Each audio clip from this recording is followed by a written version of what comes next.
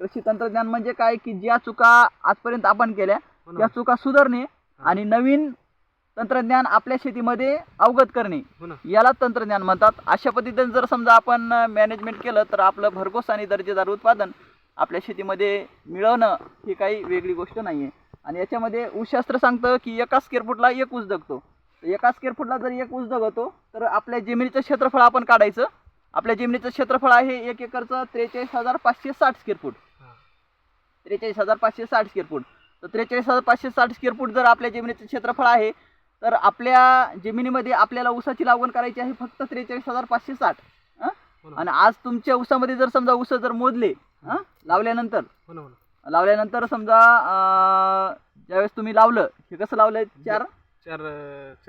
4 bye टक्कर 4 bye टक्कर लावली तर समजा एका फुटाला तुमचं 2 डोळ्यात टिपरू केलं का 3 डोळ्याचं केलं? 2 डोळ्याचं.